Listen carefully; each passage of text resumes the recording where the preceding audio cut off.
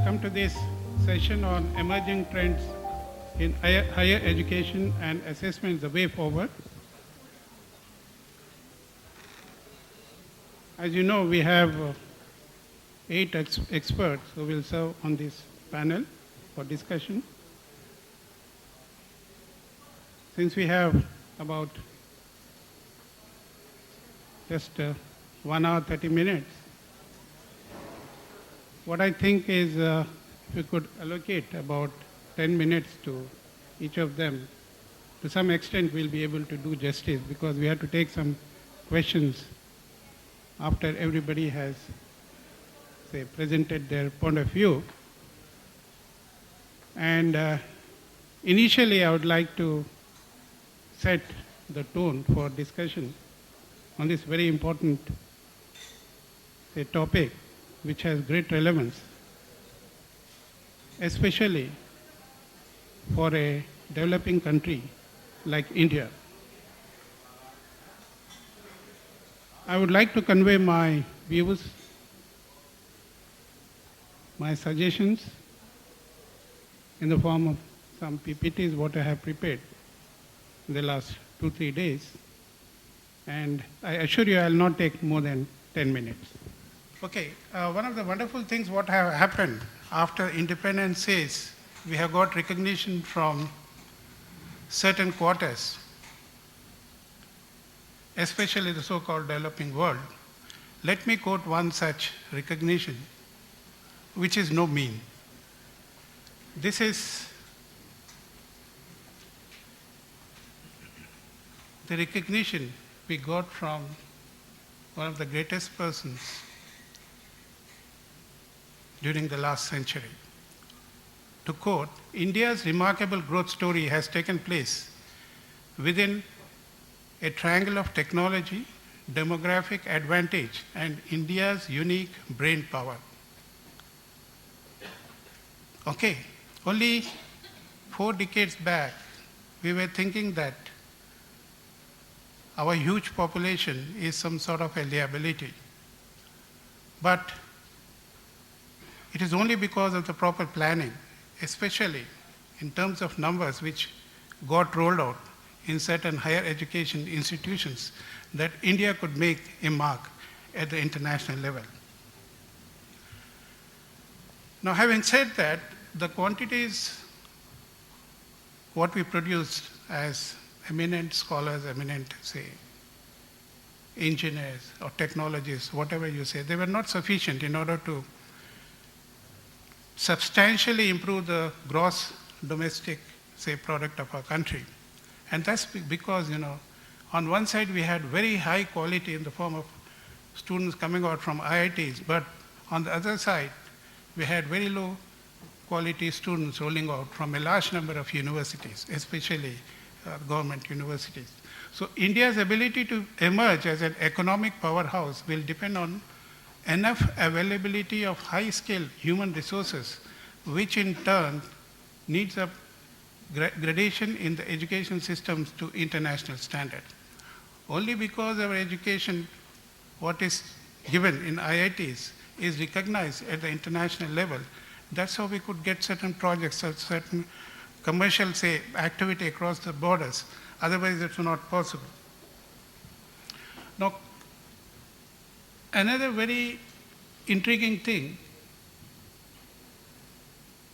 India with respect to developing countries is the social, cultural, political, say, backgrounds of developing countries and developed countries are totally different.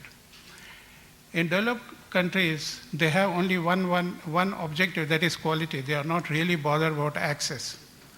But here, we have to provide all these 3, say, parameters to a large population: quality, access, and equity.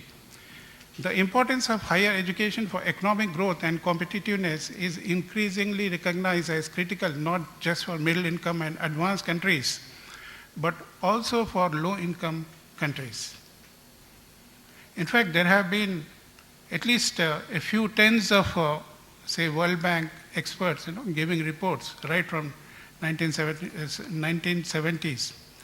And that's the reason why we had so many programs, so many projects like TEQ phase 1, phase 2, and so on. Access to quality world-class curriculum helps develop a skilled, productive, and flexible labor force that can positively influence productive activities by creating, applying, and spreading new ideas and technologies. This is very much, again, relevant to our country. Because as I told, it's just not enough, if you were to provide quality education to a small number. You should also see to it that a large number of, say, participants or candidates, they should be provided enough accessibility, enough, depending upon their, say, background, they should be provided with opportunities to gain quality education. Then providing suitable opportunities for pursuing research will hold the key to emerge developing countries as knowledge-based economies. India's ability to, this is the definition of internationalization of education.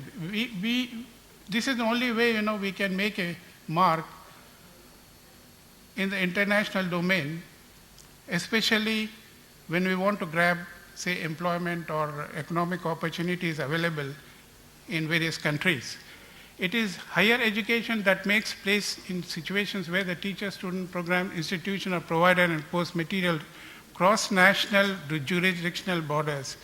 Cross-border education may include higher education by public or private, not for profit or for-profit also. It encompasses a wide range of modalities and a continuum from face-to-face, taking various forms of student traveling abroad and campuses abroad, to distance learning using technologies and including e-learning.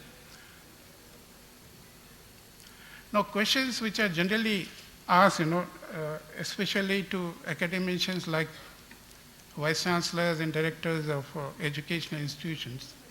These are the questions which also, contain the answers as to what is to be done. What are the innovations required in higher education to produce professionals required by the country and the world? Are institutions of higher learning implementing any such innovations in their own teaching methodology and curriculum? Research and independent study in higher education streams is being promoted.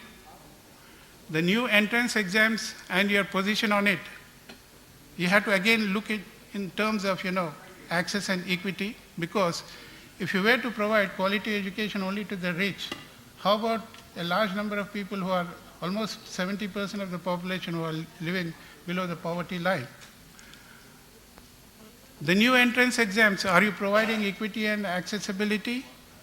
And your position on it, how will it affect admissions to your institutions? Are there any new courses or projects happening in your institute that you feel show great promise?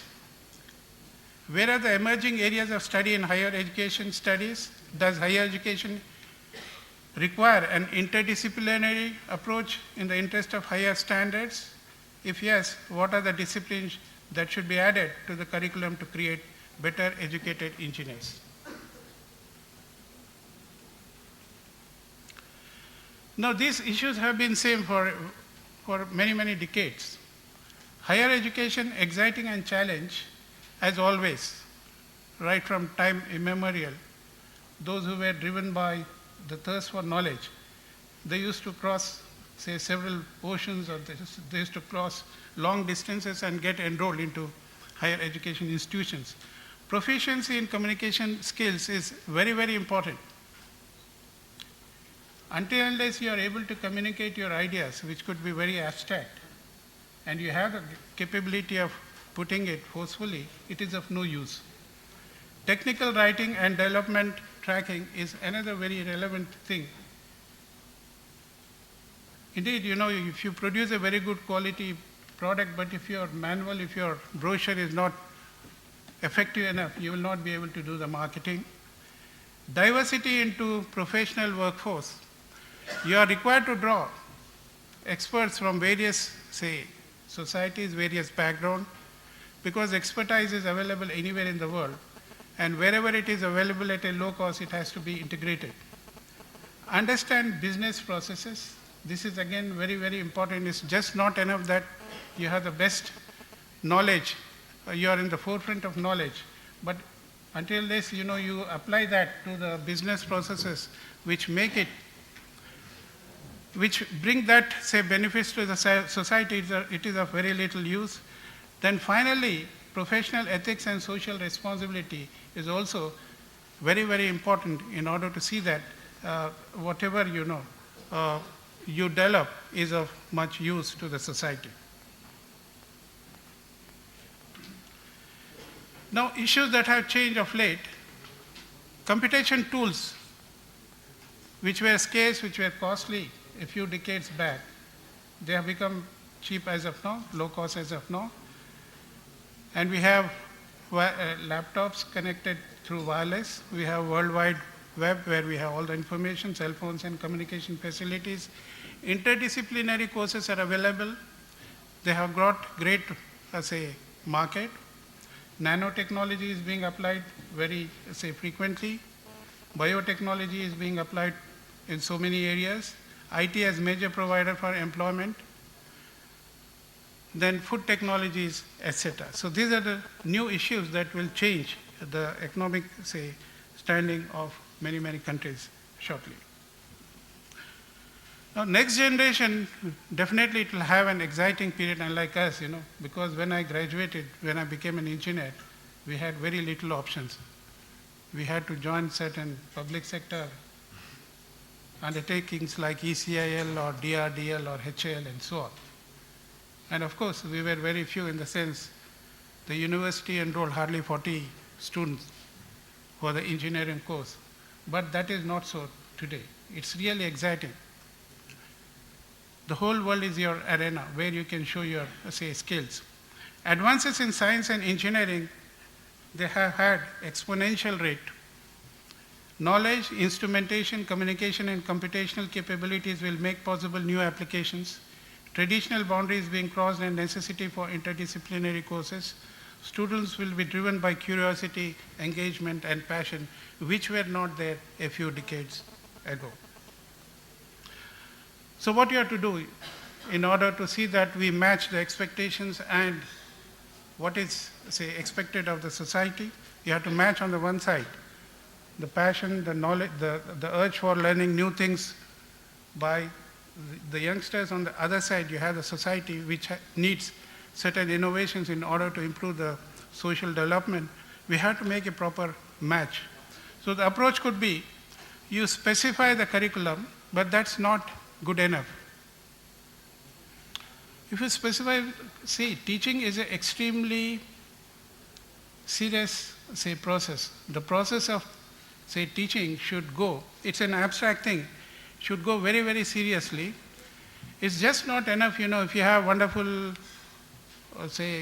buildings and so on. If that is so, every, 5-star hotel can be converted into a university, which is not possible. So curriculum, delivering curriculum is a very, very serious process. The student should be mentally prepared to receive what is being taught, that the teacher should be committed in order to deliver and see to it that the student assimilates what is being taught. Many prospective candidates see higher education as an exciting career, a personal upward path. Government, regulatory bodies and industries will see a way to affect local economic well-being. And that's exactly what has happened in certain, places like in our own, Andhra Pradesh. Now, role of universities. Universities are becoming increasingly utilitarian, focusing more on advancing economies and cutting-edge research. If you were to look back, one generation back, most of the studies were in philosophy, in history, in culture, which did not in any way impact the well-being of the, people at large. I'm not trying to look down upon the greatness of those, professionals, but they were not relevant in the sense that they, in no way, they really affected. I still find so many books written on law, which are being followed by judiciary, but it did not directly influence, in any way on the economic growth of the country. Maybe they served in solving, many more problems due to latency, litigations, and so on.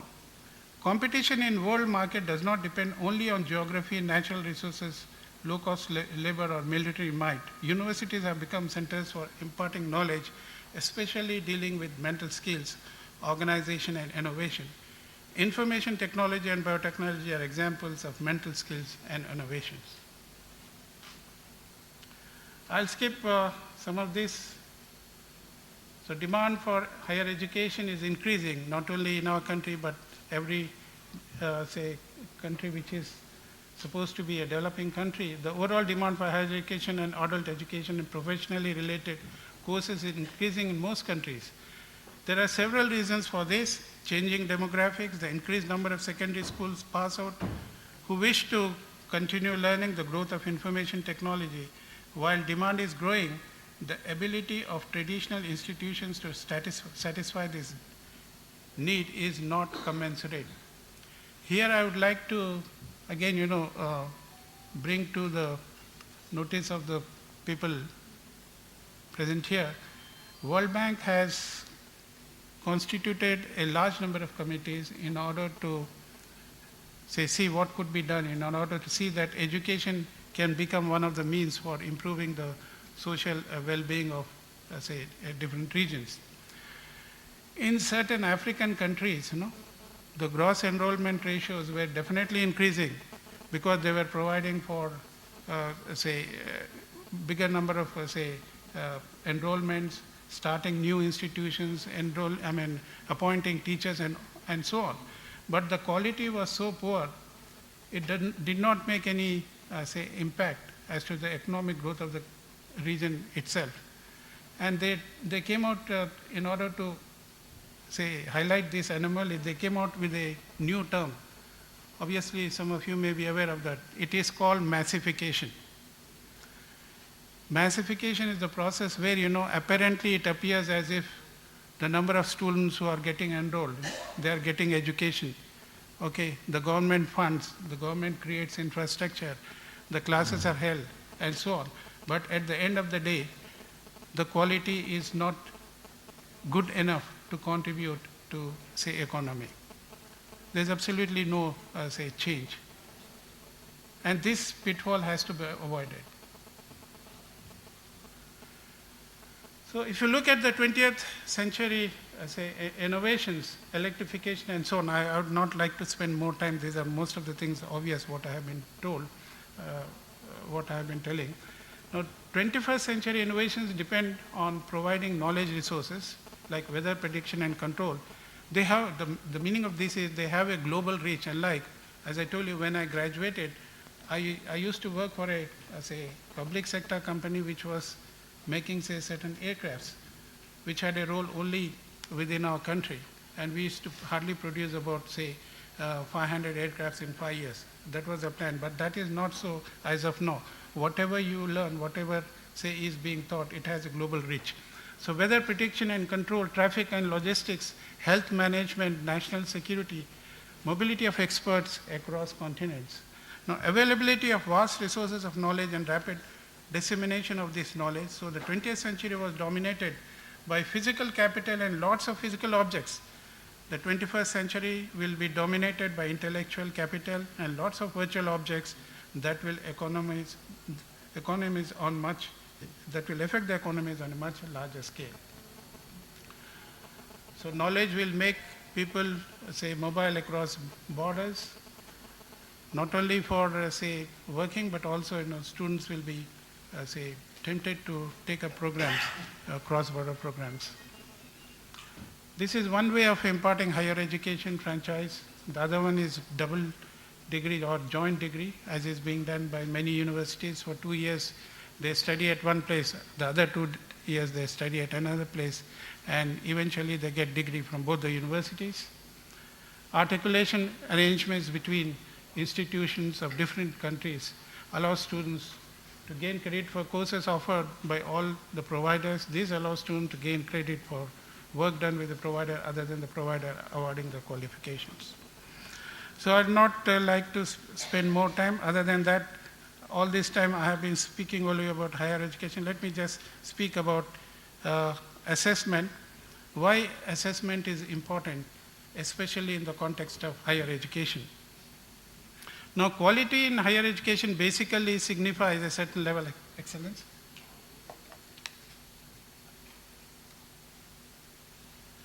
In the context of higher education, quality has differing perspectives. I'll not take more than 2 minutes. Quality has differing perspectives and meaning, unlike other sectors as business and industry. See, in business and industry, business you can say that is the profit what you made. Industry you can say that this was the total production. But in higher education, there are no set parameters. It's very, very difficult to assess the quality. It could mean zero defect. If there is a class, in which everybody has passed, okay, that could be one criteria.